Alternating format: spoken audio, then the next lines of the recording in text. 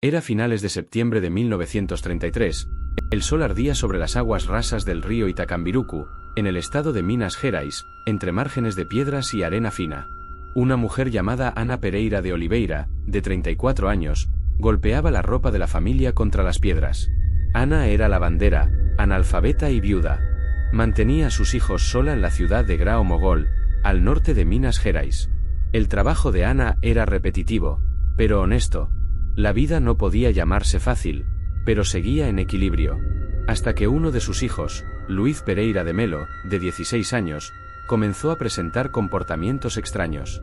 Aunque Luiz, desde niño, prefería la soledad, también jugaba con otros niños. Ana nunca imaginó que su hijo pudiera tener algún problema. Sin embargo, en la adolescencia, ese comportamiento se intensificó y Ana comenzó a sospechar que algo andaba mal con el muchacho. Vecinos y amigos, que ya habían enviado a sus propios hijos para tratamiento médico, convencieron a Ana de buscar ayuda. Ella contactó a un hospital de neuropsiquiatría en Oliveira, donde nuevamente la convencieron de enviar a su hijo para un seguimiento profesional. El día de la partida, Ana vistió al joven con su mejor ropa, le arregló el cabello y susurró una bendición sobre su cabeza. Pero lo que Ana no sabía era que ese sería el último momento junto a Luiz. Permítanme presentarme. Soy Pedro Rodríguez y bienvenidos a un nuevo episodio de La Noche Habla. Hoy recordaremos uno de los momentos más trágicos de la historia de Brasil. Un evento que, como la historia de Ana, muchas veces comenzaba con esperanza. Sin que las familias supieran que el destino de sus hijos estaba a punto de tomar un rumbo inimaginable. El joven Luiz terminó siendo diagnosticado y transferido al Hospital Colônia de Barbacena, situado en las montañas de Minas Gerais. Allí, el joven se enfrentaría a un escenario de horror marcado por violencia y tortura, como veremos a continuación. Las noches en Barbacena eran implacables. El frío cortaba la piel del joven Luiz como cuchillas mientras la oscuridad invadía los pasillos de la colonia. Él y otros pacientes, desesperados, se amontonaban para intentar generar calor. Sin mantas ni sábanas, buscaban consuelo uniendo camas estrechas y apilando cuerpos debilitados. Dormían abrazados, no por afecto, sino por necesidad. Era eso o no despertar. Mientras Luiz luchaba contra la muerte y el olvido, a kilómetros de allí, en Grao Mogol, su madre, Ana, analfabeta, dependía de vecinos para escribir cartas que nunca llegaron a su destino. Aún así, mantuvo la fe durante días, meses y años. Extendía un paño limpio sobre la cama de Luiz. Si su hijo regresara, encontraría todo como antes. Ana murió a los 75 años sin saber el paradero de Luiz. En la mañana de su muerte, como hiciera durante los últimos 32 años, arregló la cama de su hijo. Mientras tanto, Luiz seguía vivo en la colonia de Barbacena, sobreviviendo a lo que se conocería como el Holocausto brasileño. En la década de 1930, Barbacena, en Minas Gerais, era una ciudad de paisajes tranquilos, montañas en la distancia y calles de piedra donde nada parecía suceder. Pero detrás de esa calma, algo oscuro se escondía en un antiguo edificio, a donde eran enviados los indeseados. No criminales ni monstruos, sino personas comunes descartadas como basura, epilépticos, prostitutas, alcohólicos, homosexuales, esposas abandonadas, jóvenes embarazadas fuera del matrimonio. Bastaba ser inconveniente, una pieza fuera de lugar, para que el destino fuera el Hospital Colônia. El Hospital Colônia fue fundado en 1903 con un objetivo que, en papel, parecía noble: recibir y tratar a 200 pacientes. Pero esa promesa se perdió con el tiempo. La política de internamiento indiscriminado y el abandono estatal transformaron el lugar en una prisión sin rejas. Con los años, los números se volvieron absurdos. Más de 5,000 personas se hacinaban en pasillos inmundos. El olor era sofocante. Lo que debía ser un hospital terminó convirtiéndose en un cementerio de vivos. La estructura era un laberinto de pabellones desorganizados, sin lógica médica o humanitaria. Los pacientes eran internados sin criterio, niños compartían espacio con adultos, hombres y mujeres se mezclaban. Personas con trastornos mentales convivían con otras aún lúcidas, conscientes del infierno a su alrededor. Con la superpoblación, el jefe del Departamento de Asistencia Neuropsiquiátrica, José Consensus Filo, decidió retirar las camas y reemplazarlas con pasto para liberar espacio. La idea fue tan bien recibida que el propio hospital recomendó el modelo al gobierno de Minas Gerais en 1959. Otros hospitales adoptaron las camas de pasto. Mientras tanto, la colonia seguía abarrotada. Los baños eran pocos y las aguas residuales se filtraban al aire libre. A pesar del desorden, había sectores definidos. El pabellón Arthur Bernards, por ejemplo, albergaba a mujeres, muchas de ellas prostitutas, internadas tras herir a hombres con navajas por negarse a pagarles. En el pabellón Afonso Pena, los internos vivían en extrema miseria. En el departamento A, colocaban a mujeres sin recursos para pagar la internación. Los funcionarios las rebautizaban con nombres falsos y muchos registros se perdían. Estas mujeres, en su mayoría, eran hijas de hacendados o coroneles, expulsadas de casa por perder la virginidad o adoptar comportamientos inaceptables. En el pabellón Newton Campos, pacientes considerados aptos para el trabajo eran tratados como herramientas, destinados principalmente al servicio en el cementerio del hospital. Había una ala infantil, pero las mujeres embarazadas internadas tenían a sus bebés arrancados por la fuerza y dados en adopción. Algunas gestantes intentaban proteger a sus hijos cubriéndose con heces para evitar a los funcionarios. Sin éxito. La mayoría de los recién nacidos saludables, arrebatados de los brazos de sus madres, eran colocados en cunas junto a niños con parálisis cerebral. En general, el Hospital Colonia parecía un reducto de locura. Pero, ¿dónde estaba esa locura? ¿En los pacientes o en quienes los mantenían encerrados? En esa época, nadie discutía el concepto de cordura. Los funcionarios se veían como personas comunes cumpliendo un trabajo pesado. Los pacientes eran parte de la rutina y responsabilidad de cada trabajador. Sin entender lo que veían, los profesionales solo repetían el comportamiento de sus colegas. Como hoy en día, los nuevos empleados en cualquier empresa siguen órdenes sin cuestionar si la tarea tiene sentido. Los funcionarios veían la colonia como un simple empleo, aunque desagradable. El trabajo garantizaba su sustento. Ninguno sabía con certeza quién era el loco. La ética y la moral seguían estándares diferentes a los actuales. Y, aunque era un hospital, la colonia carecía de médicos. Hasta finales de los años 50, psiquiatras y clínicos eran raros. La mayoría de los trabajadores no tenía formación alguna. El horror comenzaba incluso antes de entrar al hospital. En la estación Bahías Fortes, decenas de pacientes embarcaban en viajes largos, marcados por hambre e incomodidad. Cuando el tren reducía la velocidad, los internos ya olían el hedor de la colonia. Algunos conocían las historias y sentían miedo, pero la mayoría llegaba sin imaginar su destino. Al frente, en fila india, entraban al hospital. Muchos no sabían ni dónde estaban, ni cómo los llamaban los locales. El tren de los locos llegó, decían en Barbacena, repitiendo la expresión por décadas. Algunos pacientes llegaban en patrullas policiales, dependiendo del motivo de la internación. Pero la mayoría venía en tren. Dentro del hospital, los recién llegados pasaban por triaje. Allí, hombres, mujeres y niños eran separados por sexo, edad y características físicas. Cada paciente entregaba sus pertenencias personales, incluyendo ropa y zapatos. Una humillación que dejaba a muchas jóvenes desesperadas. Luego venían los baños fríos colectivos. A los hombres también les rapaban el cabello, como prisioneros de guerra. Al cruzar las últimas puertas, perdían su nombre. Cada persona recibía un número o un apodo. Tras el triaje, el grupo vestía el azulón, el uniforme de tela azul, incapaz de proteger del frío. En minutos, cada uno era llevado a un sector. En los días siguientes, los nuevos internos descubrían horrores aún mayores. El desayuno se servía a las 8 de la mañana, pero solo para quienes estuvieran en la fila, lo que exigía despertar al menos 3 horas antes.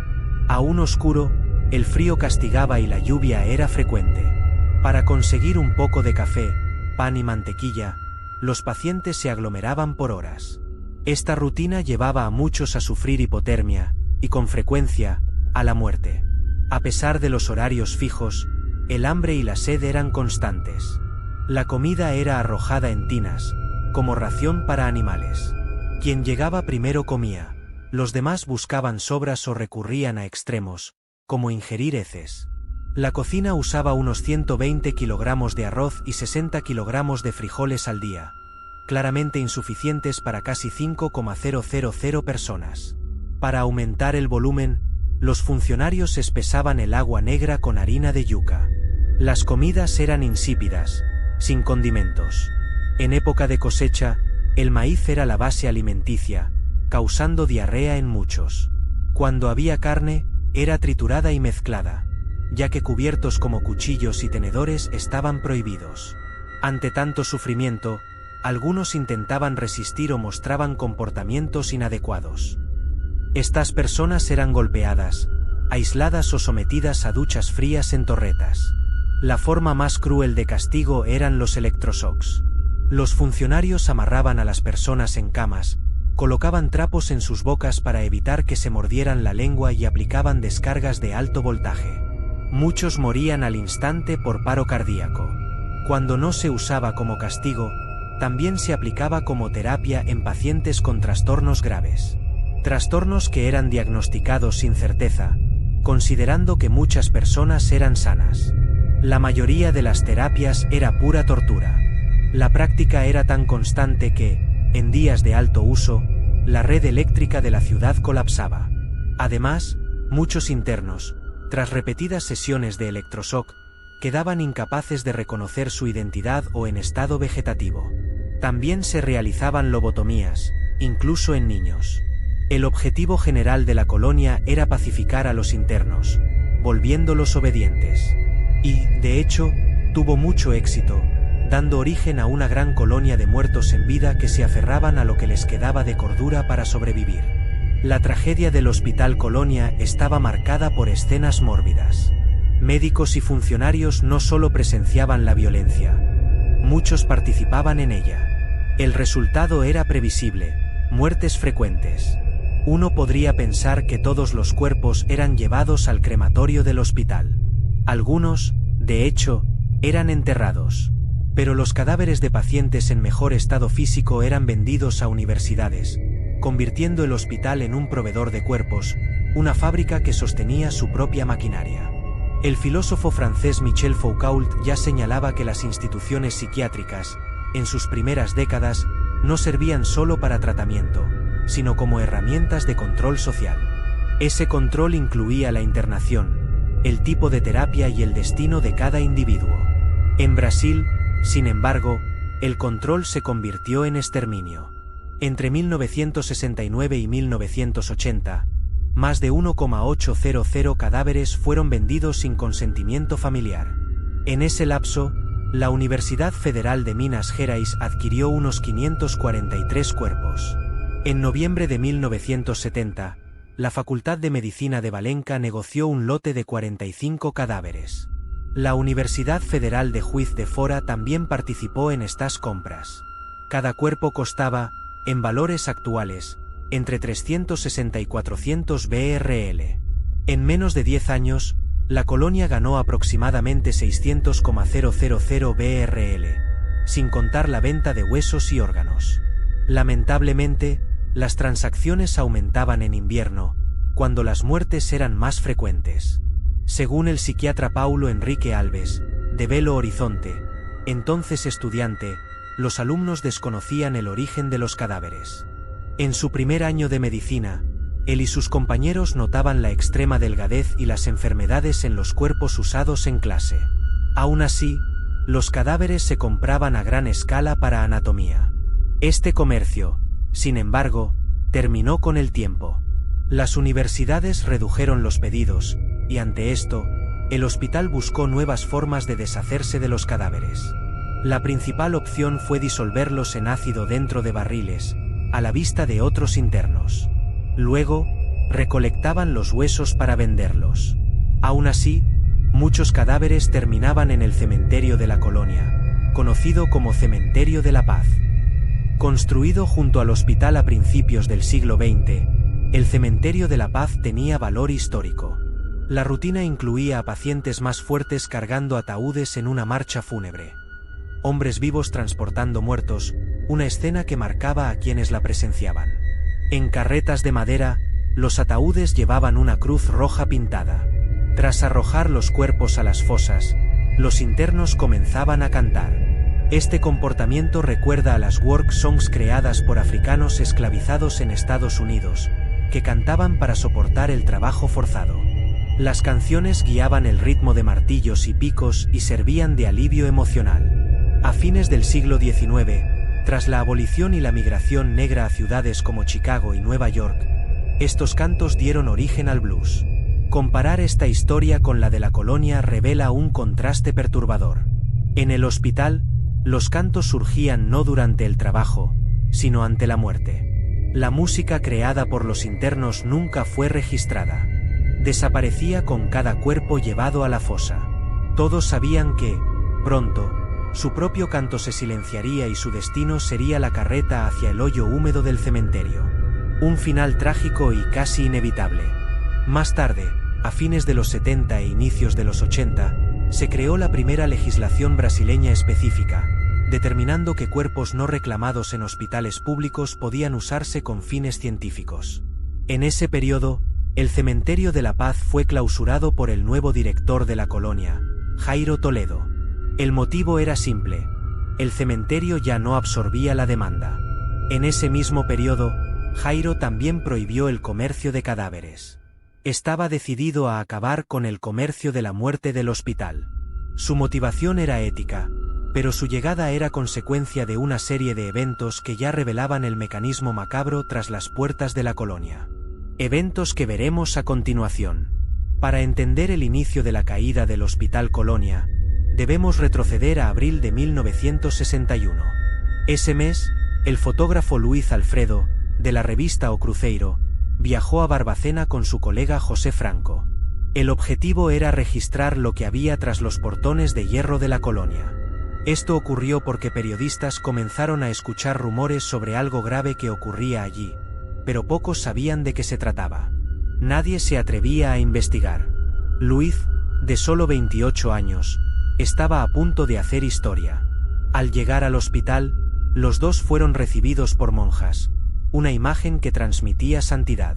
Tras entrar, ya se escuchaban ruidos extraños desde el patio principal. Al acercarse, Luiz notó un cuarto cerrado solo con alambre. Movido por la curiosidad, entró fácilmente y encontró el lugar funcionando como morgue. Allí vio 3 cadáveres en avanzado estado de descomposición, junto a decenas de ataúdes de madera. La escena ya era fuerte, pero no se comparaba con lo siguiente. Cuando se abrió la puerta al patio, el horror se reveló. El hedor se mezclaba con la visión de miles de personas sucias, de cabellos enmarañados y cuerpos esqueléticos. Más tarde, José Franco describiría la escena como una representación viva del infierno de Dante, poema épico de la Divina Comedia. En la obra, Dante Alighieri profundiza en la psicología del sufrimiento humano. Lo que la Divina Comedia retrata literariamente, la colonia lo mostraba como realidad. El personaje Dante, guiado por un poeta, atraviesa 9 círculos, cada uno para un tipo de pecador. El castigo en cada nivel simboliza el pecado cometido en vida. En el primer círculo, los virtuosos no bautizados viven en tristeza eterna, conscientes de la ausencia de Dios. Luego vienen los círculos de la lujuria, gula, avaricia, ira, herejía, violencia, fraude y traición. Los nombres hablan por sí solos.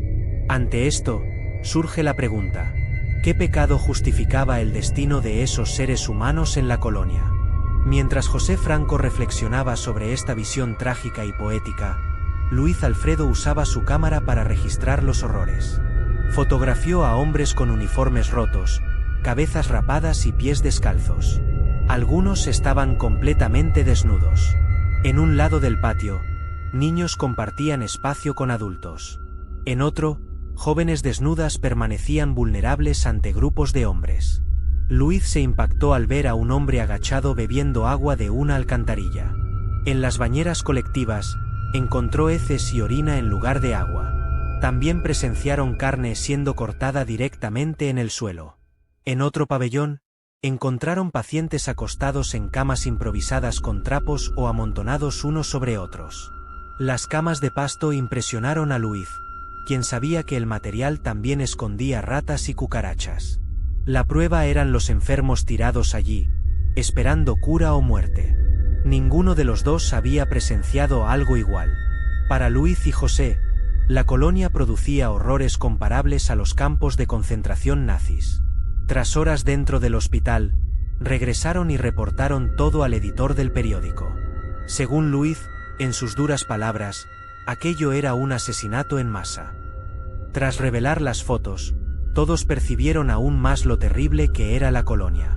Inmediatamente comenzaron a desarrollar un reportaje titulado La sucursal del infierno, publicado en mayo de 1961. La reacción fue inmediata, especialmente política. Los gobernantes prometieron cambios drásticos, y el sentido de inhumanidad resonó en todo Minas Gerais. Sin embargo, mientras el ruido político y social ocurría, las cosas seguían igual dentro del hospital. La esperanza era que algo se estuviera haciendo, pero eran solo promesas vacías que nunca traspasaron sus muros. Solo en 1973 un nuevo evento marcaría un cambio en la historia del hospital. En ese periodo, el hijo del aclamado médico Paul Foucault llegó a Brasil. Su nombre, Michel Foucault, cargaba el legado francés de su padre. Sí, hablamos del filósofo mencionado antes. Sus primeras paradas fueron para dar conferencias en la Pontificia Universidad Católica de Río de Janeiro. Luego, Michel viajó a Belo Horizonte, donde tenía agendadas charlas en hospitales psiquiátricos del estado.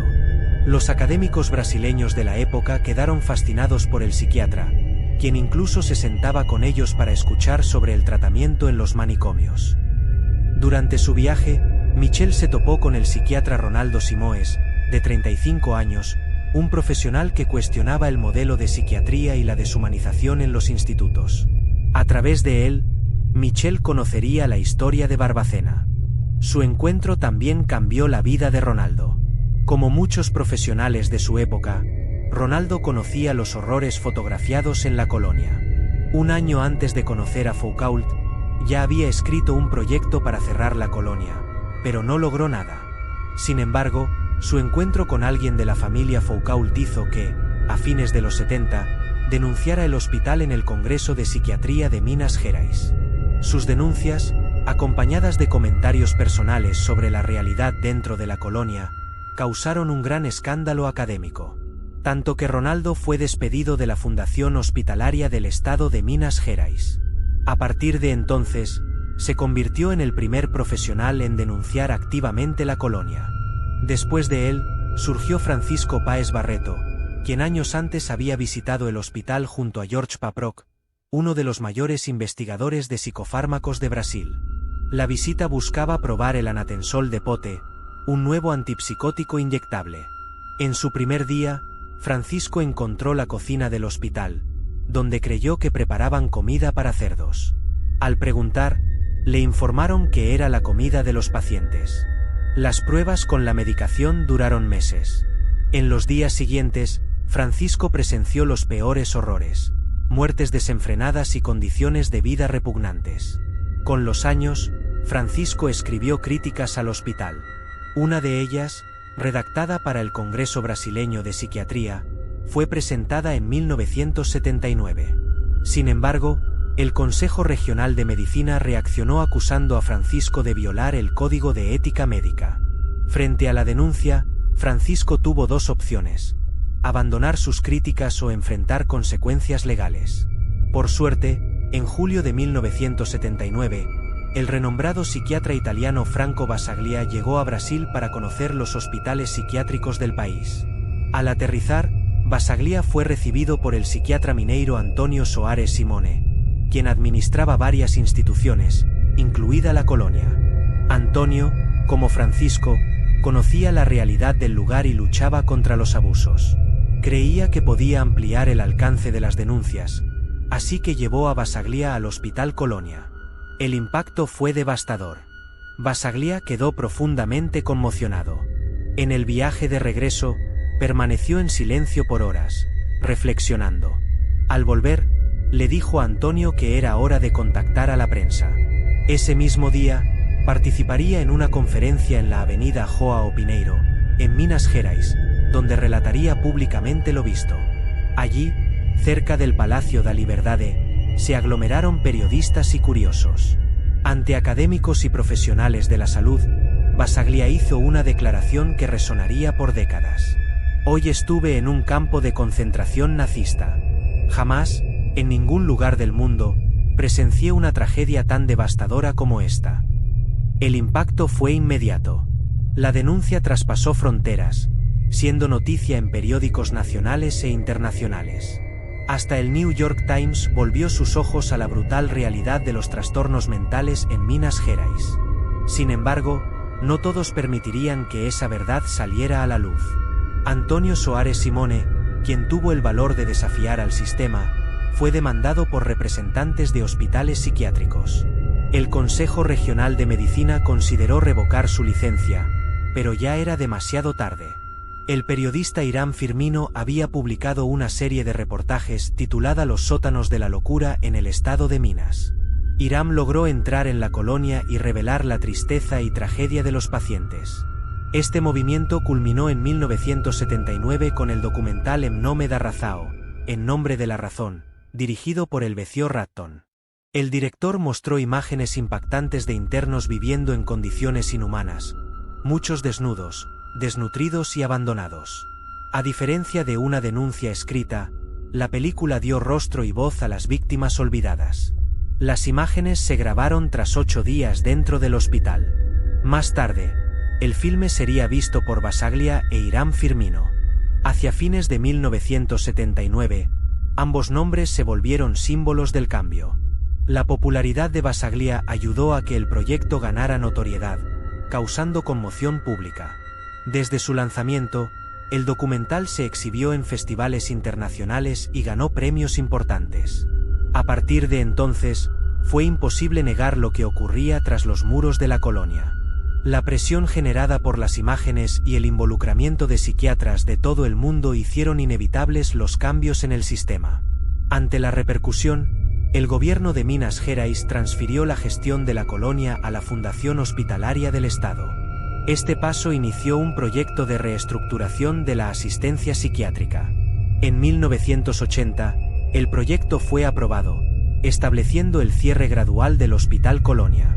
Para entonces, el médico Jairo Toledo había sido transferido del Hospital Galba Veloso, en Belo Horizonte, a Barbacena. Al llegar, Jairo comenzó a promover cambios. Su mirada clínica identificó rápidamente las atrocidades escondidas bajo la apariencia de tratamiento médico. Sabía que no podía cambiarlo todo de inmediato, pero su primera medida fue detener el comercio de cadáveres. Luego, volvió su atención a los niños que vivían entre adultos en la colonia. Unos 33 niños, tratados como casos perdidos, crecían entre el desespero y la locura. Su presencia en el hospital era una violación flagrante de los derechos infantiles. Todos los niños fueron llevados a Belo Horizonte, donde vivieron en un ambiente más adecuado. Al mismo tiempo, Jairo puso fin a las transferencias indiscriminadas de pacientes del Instituto Raúl Soares a la colonia. Hasta entonces, la práctica era simple. Si un paciente no mejoraba en 10 días, lo enviaban a Barbacena. Sin tratamiento adecuado, estas personas empeoraban en los pabellones.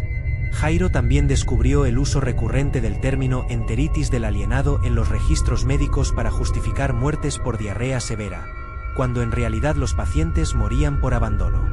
Para contener el flujo de personas enviadas sin criterio, estableció un nuevo modelo de regionalización. A partir de entonces, solo pacientes del sur de Minas, la zona da Mata y las vertientes podían ser transferidos a Barbacena.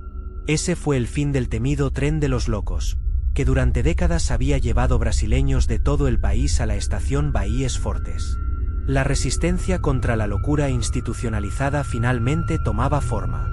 Jairo creó además un módulo experimental dentro del hospital, con 120 camas y equipos multidisciplinarios dedicados a estabilizar pacientes y ofrecerles una nueva perspectiva de vida. Por primera vez, los registros médicos incluían fechas de alta. La internación dejaba de ser una sentencia perpetua.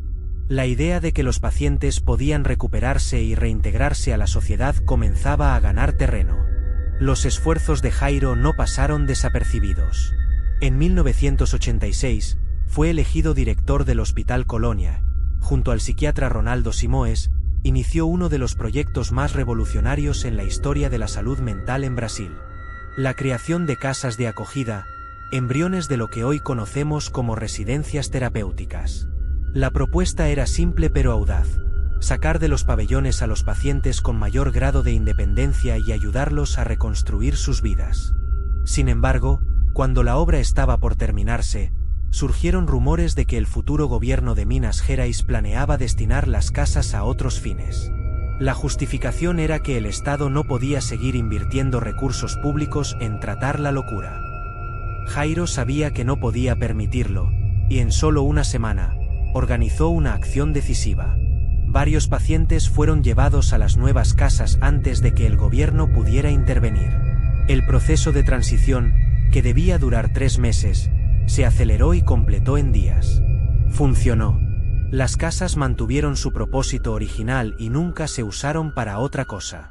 El modelo se consolidó y se construyeron otras 28 residencias terapéuticas fuera del hospital. La llamada Ciudad de los Locos ya no era la misma.